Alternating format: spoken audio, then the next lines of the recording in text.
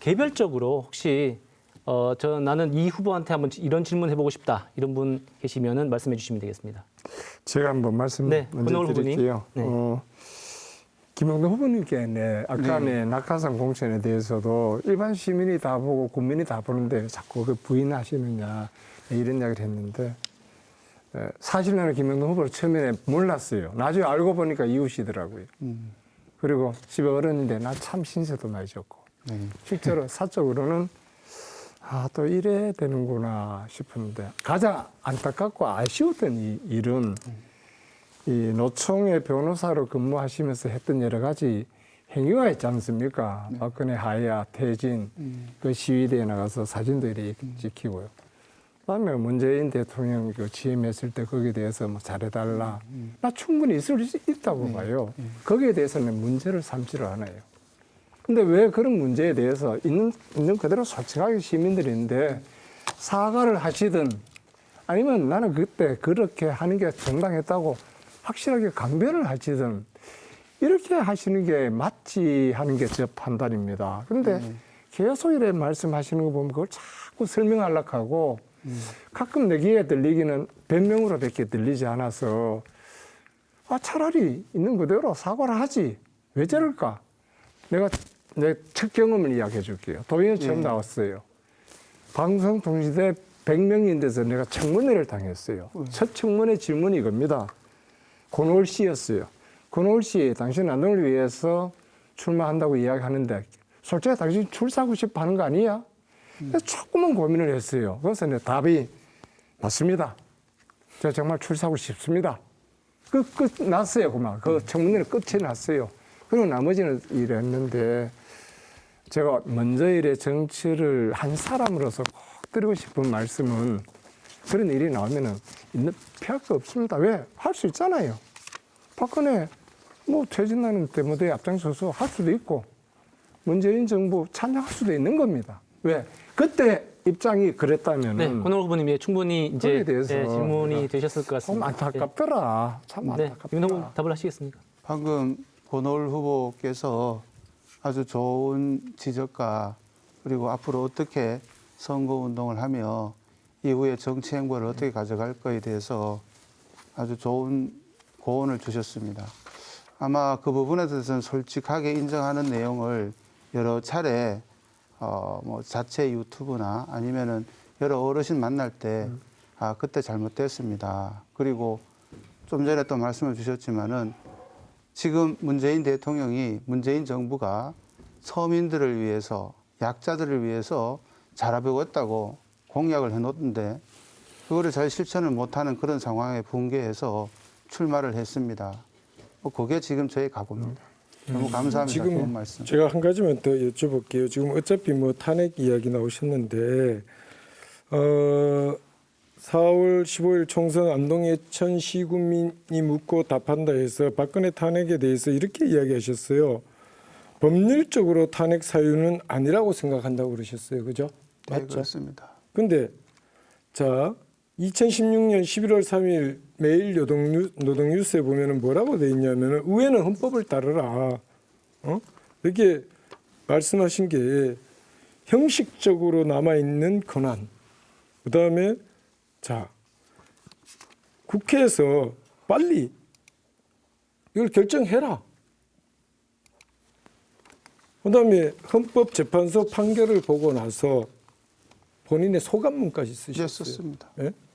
근데 법적 문제가 아니라고 말씀하시면서 앞에서는 본인이 쓰신 이 매일 노동뉴스의 사설을 보면은 다 법적 요건에 맞기 때문에 한 걸로 다 이야기하셨어요. 그런 취지는 아니고요. 저는 늘 이 부분이 헌법재판소 결정문도 그렇고 그동안에 다른 글에서도 그랬지만은 이 부분이 굳이 헌법재판소로 갈 필요가 있겠느냐 그런 취지를 여러 번 밝혔다는 거고 그리고 그 글에 대해서도 좀 전에 여러 글이 있지 않겠습니까? 그리고 그때 잘못되고 오점이 있었던 것은 방금 우리 권오을 후보님께서 말씀하신 것처럼 뭐 문재인 후보에 대한 뭐 당선자죠 당시에는 뭐 칭찬이라든지 취임 축하의 글이나 아니면은 탄핵 당시에 제가 보인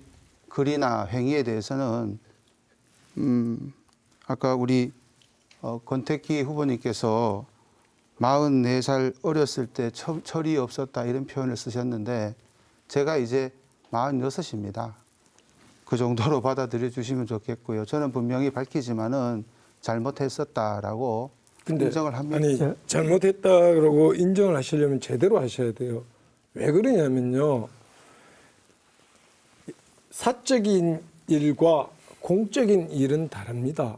그리고 사람의 생각이 가치관이 그렇게 갑자기 바뀔 수가 없어요.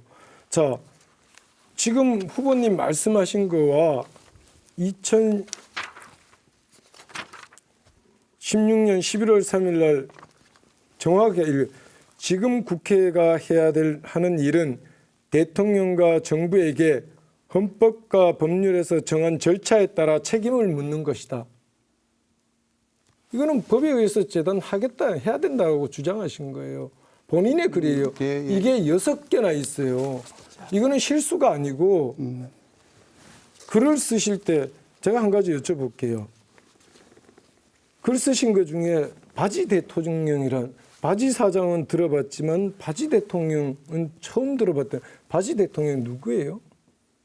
그 글은 지금 제목을 다 기억하지 못합니다. 제가 워낙 많은 글을 썼기 때문에. 그러니까 그게 그렇게 말씀하면 아신데요. 제목까지. 본인이 글을 쓰신 거에 대해서 본인이 책임을 져야 돼. 이거는 지나가지 않아요. 네, 다 남아 있는 거 알고 다 있습니다. 남아 있잖아요. 그러면은 그 부분에 대해서 이게 언제 쓰시냐면요. 탄핵 초기에 쓰신 글이에요. 어? 제가 지금 조금 이따 다시 찾아가지고 말씀드릴게요. 이게 어떻게 대통령 정부 종합창사 원래 노동부 장관 퇴진 운동하러 갔다가 그것이 그 자리에서 한 말이에요. 제가 간 게 아니고 노총이 다 같이 갔죠. 예. 그럼 제가 간 게 아니고 노총은 갔는데 다 노총은 같이 소속이 갔다고. 저 같이 갔다고요.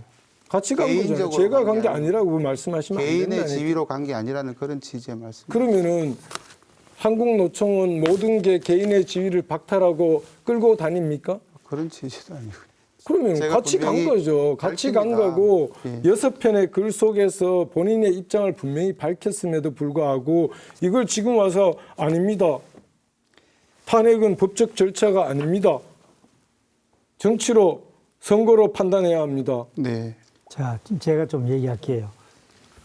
우리가 이게 어떻게 보면은 과거에 있었는 일을 자꾸 얘기하는 게 뭐 왜 저 과거를 자꾸 물고 늘어지는 하는데 사실 어떤 사람이 앞으로 어떻게 움직일 거다, 어떻게 행동할 것이다 보는 것은 바로 과거에 했던 그 성향대로 가기 때문에 그렇게 얘기하는 겁니다.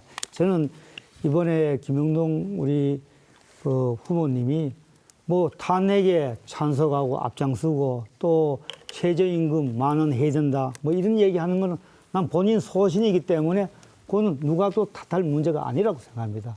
그런데 지금 현재 이 현실에서 또 미래에서 분명하게 우리가 짚고 넘어가는 것은 이 사람이 어느 정도 신뢰성이 있느냐, 희망이 있으려고 하면은 소위 말과 행동이 계속 일관성이 있어줘야 되기 때문에 가는 겁니다.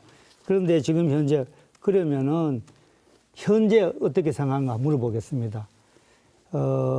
박근혜 탄핵이 헌법재판소에 헌법재판관 전원일치로 되는 그 탄핵인데 그 탄핵이 저는 일치가 아니고 7분인가 됐죠. 한 사람은 두 분이 아마 거리가 소수 의견 냈지요. 네. 그렇지만 소수 의견이 아니고 자리 이렇게 그래, 하여튼 좋습니다. 좋은데 그렇게 했는데 거기에 대해서 그러면 탄핵이 대해서 어떤 평가십니까?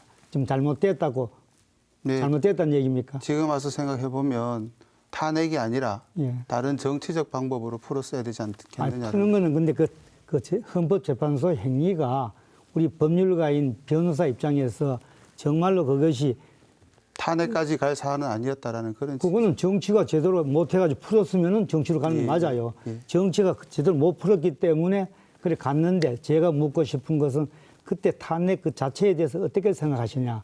지금 미통당에도 그 당시에 탄핵 찬성한 사람들도 이번에 공천받고 나오고 있고 또 반대한 사람도 하고 뭐 했어요. 지금 어떻게 보면 가장 큰 어떤 상황을 미통당은 하나로 합해가지고 하는데 거기에 대해서는 저는 뭐 문제 삼을 거 없는데 본인 입장이 어떠냐 이죠. 본인이 예. 네, 탄핵에 질문 대해- 충분히 알아들었을 것 예, 같습니다. 탄핵 예. 뭐 얘기- 답을 오히려 해주시죠. 예. 뭐 여기에 후보님들 계신데 다 선배님들이고 그럼 당시에 어떤 스탠스를 취했는지 입장을 취했는지 그것도 좀 따져보면은 좀 오래 갈 것 같습니다. 저는 분명히 이렇게 말씀을 드립니다. 그 당시에 판단이 잘못됐다 시인을 하고요. 그리고 그 문정권이 지금 약속했던 서민들하고 어려운 사람들 잘 살게 해주겠다. 이 부분에 대한 아무런 책임지지 못하는 행태 이것에 분노해서 출마를 했다. 그 말씀을 드립니다. 자, 네, 정책에 대해서 잠깐만요. 하나만 좀. 잠깐만요. 내가 하나만 요 부분만 권태기 의원님, 잠깐 아니, 권오을 요것만 의원님. 아니 요것만 연장을 해가지고 빨리 짧게 좀 해주시면 그때 당시에 감사하겠습니다. 잘못 판단했다 그러셨죠, 그죠? 예, 예. 탄핵이 끝나고 3년 뒤에 본인의 글이 2019년 10월 24일 날 불과 5개월 전에 6개월 됐다고 칩시다. 6개월 전의 글이에요. 바지 사장이란 말은 들어보았어도 바지 대통령이란 말은 들어보지 못했다. 2016년 10월 26일 정부 세종청사 고용노동부 앞에서 한국노총에서 한 발언에 대해서 장관 퇴진이 아니라 대통령 퇴진으로 장을 바꿨다. 그리고 박근혜 정권 퇴진을 공식화했고 여기에 내 참여했다. 그리고 본인이 서울 광화문과 전국 광장에서 1,700여만 시민들과 노동자들이 매주 촛불을 들었다. 그 결과가 오늘이다. 아주 자랑스럽게 이야기하셨어요. 그 뒤에 거를 또 보시죠. 자, 뭐 뒤에 거 그렇게 이야기. 했는데 예. 똑같은 워딩입니다. 그렇게 했는데 3년 동안 해놓은 정치가 이 모양 이 꼴이냐 그런 비판이 들어있죠. 자, 그러면은 조국 사태가 한참일 때 국회에다 대고 조국 사태가 문제가 아니라 시간당 임금 10,000원을 가장 우선순위로 꼽아서 국회에서 해결해야 된다는 발언도 하신 적이 있어요. 글을 쓰신 적이 있어요. 그건 기억하세요? 그 글이 제가 매주에 아니 현장에 그러니까 일어나는 일을 아니, 김영동 매주 후보님. 그랬습니다. 그 한 줄 한 줄을 다 기억할 수는 없지 않겠습니까? 기본적으로 수많은 글을 쓰고 수많은 서면을 변호사로서 쓰고 또 이 집회 현장이면은 가보지 않은 곳이 없습니다. 저는 예, 권 그 의원님. 현장을 권 의원님. 가서 김영동에 권 대해서 후보님. 말씀드린 게 아니라 권 후보님. 공인으로서 자기의 권 후보님. 책임을 예. 네, 사회자 말씀 좀 들어주시면 알겠습니다. 감사하겠습니다. 제가 한 예. 말씀을 드릴게요. 마지막으로 예, 권 아니요, 후보님. 예. 저 노총의 그 변호사로 계셨기 때문에 내가 늘 그 노동법 주 52 근로시간 최저임금 업종별 그다음에 지역별로 정말 다르게 하자. 누누이 강조를 네, 네, 해요. 네.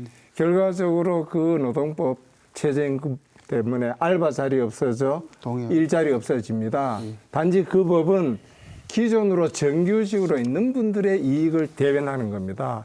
늘 노총에 계시면서 그다음 민노총도 한노총도 마찬가지로 이분들은 노동자 근로자의 이익을 대변하는 것이 아니라 기존으로 정규직으로 있는 분들 이익만 대변하는구나. 오히려 후배들이 일자리를 못 들어도 다 나가버리는구나. 저는 늘 그렇게 생각하면서 그 관계자들하고 굉장히 논쟁을 많이 했어요. 네, 예. 안동에 지금 최저임금 그럼 주 52시간 맞습니까? 안 맞습니까? 그럼 안 맞으면은 어떻게 하실 건지 좀 내 이야기를 좀 듣고 싶어요. 네. 아마 또 네, 짧게 좀 답변해 주시면 되겠습니다. 후보님도 아마 상공회의소에서 네. 노동자 위원장도 하셨고 노총의 네. 이 많은 분들을 알고 계실 겁니다. 네. 다른 건 몰라도 최저임금 결정 구조 체계는 바꿔야 된다. 현재와 같이 주먹구구식으로 한 해는 1, 2% 오르고 다음에는 10몇 %씩 오르는 이런 결정 구조 체계는 안 된다는 게 제 소신입니다. 일단 최저임금을 지급하는 그 당사자가 일단 지급할 능력이 있어야 되고 지급할 능력이 없는데 억지로 정부나 최저임금위원회가 최저임금을 인상하면 안 된다. 그런 게 제 소신입니다. 근데 노총 변호사로 있을 때는 현재 논리하고 반대 논리를 아닙니다. 계속 결정 체계를 제 글에 다 있습니다. 지불할 능력이 없다면은 지불할 능력이 있도록 먼저 만들어줘야 되고 특히 지금과 같이 최저임금위원회에서 단 한 차례 결정하는 방식은 늘 제가 반대를 해왔습니다. 자, 네, 그럼에도 불구하고 자, 2019년 8월 권 후보님. 29일 날 이거 하나면 이 권 후보님. 똑같은 질문의 연장이죠. 권 후보님. 글을 그러면은 11년 동안 12년 동안 썼던 거, 그 다음에 기고했던 1년, 거, 2년 전 그림. 그 다음에 변론했던 거 다 펴놓고 줄줄이 보셔도 제가 다 설명을 해드리겠습니다. 왜 행간에 그런 부분이 있었는지. 권 후보님 네. 아주 짧게 한 말씀 해주십시오. 자, 지금 말씀하신 거에 대해서 권오을 총장님이 여쭙는데 질문을 했는데 이런 거예요. 네. 최저임금에 대해서 변동 가능하다. 좀 플렉서블하게 해야 된다. 예, 그게 맞습니다. 맞죠? 예, 예. 근데 본인이 쓴 2019년 8월 29일자에 보면은 이 정부가 밀고 나가야 할 정책으로 최저임금 인상을 맨 앞에 꼽고 싶다 그러셨어요. 네. 그러니까 전체 그걸- 글에서는 지불할 능력이 있다는 전제입니다. 그걸 네, 현실- 말씀해 주십시오. 예. 네, 그래야 알겠습니다. 예. 서민들이 그렇게 말씀하시면은 그래요. 지금 뭐 적당히 이런 넘어갑시다. 얘기가 뭐 말싸움 그냥 글싸움 하는 게 아니고 이제 유권자들이 선택할 때 어떤 정체성이 어떤 건가 그걸 파악하기 위해서 아마 그런 것 같은데 본인 생각은 옛날에 했던 거는 지금 현재 다 그게 아니라는 그런 말씀입니까? 아닙니다. 그 생각 노총의 정체성이 이른바 약자들 없이 사는 사람들 표현이 그렇습니다만은 그분들을 대변하고 그분들이 보다 좀 나은 삶 대신 이제 권오을 후보님께서 말씀하신 것처럼 어떤 절차나 정상적인 방법이 아니고 무대뽀식이 아닌 그런 그런 방식이 필요하다. 그 정도는 제가 충분히 말씀드립니다. 저는 표현을 그래요. 노동 기득권자들의 이익을 철저히 대변을 한다. 늘 그렇게 예, 네, 알겠습니다. 예, 이 정도면 이제는 노동 기득권이 아니라 우리 예천 안동 농민들, 그다음에 자영업자, 소상공인, 그리고 일터에서 일하시는 분들, 그분들 모두를 대변할 수 있도록 하겠습니다.